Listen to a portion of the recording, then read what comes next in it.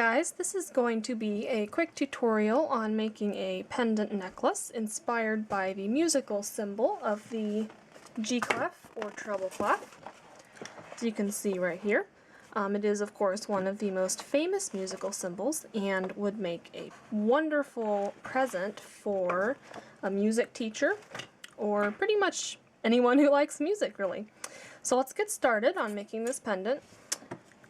We are going to need 18 gauge wire, round, dead soft. I'm using silver filled here.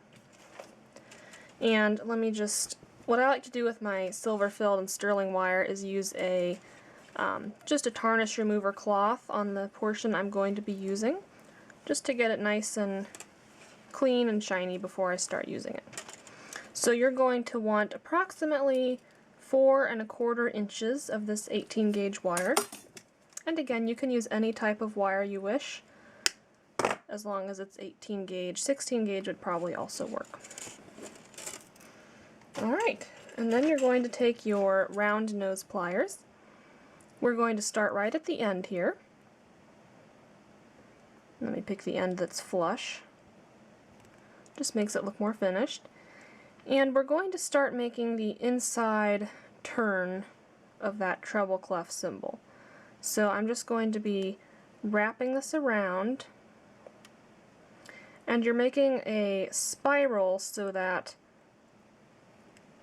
the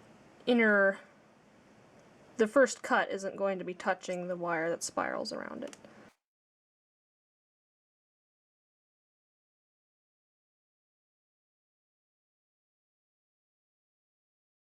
Okay.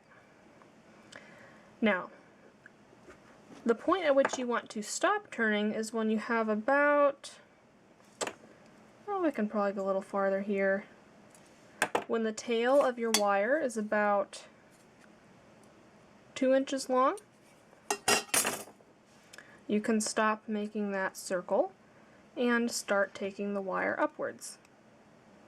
So what I'm going to do is grip it right at the top here, and I'm just going to take this tail and bend it up.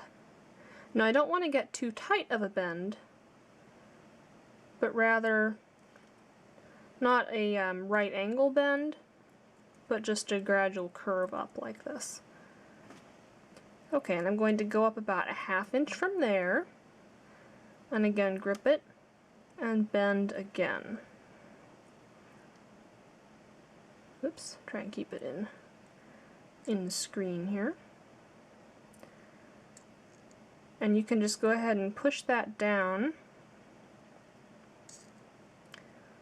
until it falls directly behind that first spiral that we made. Okay, and I'm going to go ahead and take my chain nose pliers and just tighten that up a wee bit and straighten that out a little bit. There you go. And of course, referencing a actual, if you can look up on Google, or if you have any sheet music, you can just reference the actual treble clef symbol that you're copying. Alright, and I love this design. It's super fast and easy. We're almost done, actually. So I'm just going to be snipping off this end to get it flush with your flush cutters. And then you're going to make a curve going this way. So it's going to go to the left, which means that when you're making it from the back, you're going to curve to the right. So you're going to this time make a full curve so that it goes all the way back and meets itself like that. And you can kind of adjust it a little bit larger there, might look good. Okay, we'll go back to the front here, and there you have a little treble clef. Now at this point you could simply attach a bail and use it. You could also make two matching pairs and make earrings out of it. I actually prefer to do one more step to make this a little bit more sturdy and more finished looking, although you don't have to do this. So what I'm going to do is take my steel bench block, which is very heavy, and we're actually going to be hammering this flat. Now it looks best if you hammer onto the front portion. So what we have to do for that is to bend up the tail. So I'm using my thumbnail here to stabilize it so it doesn't get too twisted out of shape. I'm just using my chain nose pliers to flip that tail up so that it's at a right angle. So you see, now we can hammer the front easily without getting a messy overlap with the back. Okay, so I'm just going to hold that on the edge there and take my hammer. And I may need to mute it for you guys so it's not too loud. So I'm just going to gently hammer this out to flatten it.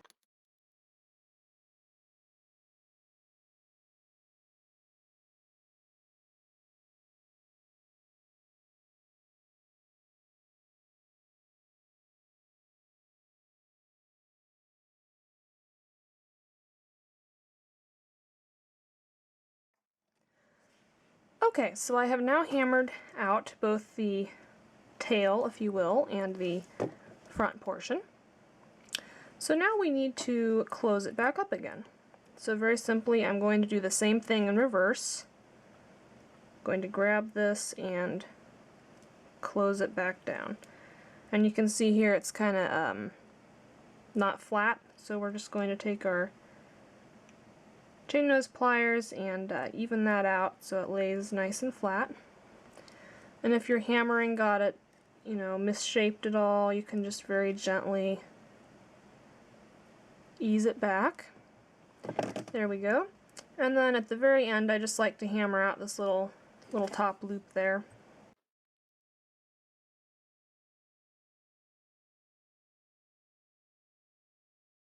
Okay. Whoops.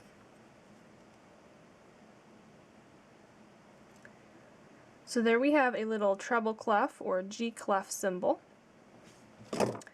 And to turn this into a pendant, what you'll want to do is then add a bail on top. Now I'm actually going to make a second video for that bail since it applies to pretty much any pendant like this you wish to make, so I will be putting the link to that somewhere on this screen and you can go there to get the scoop on finishing up this pendant necklace. As always, thanks for watching and happy crafting!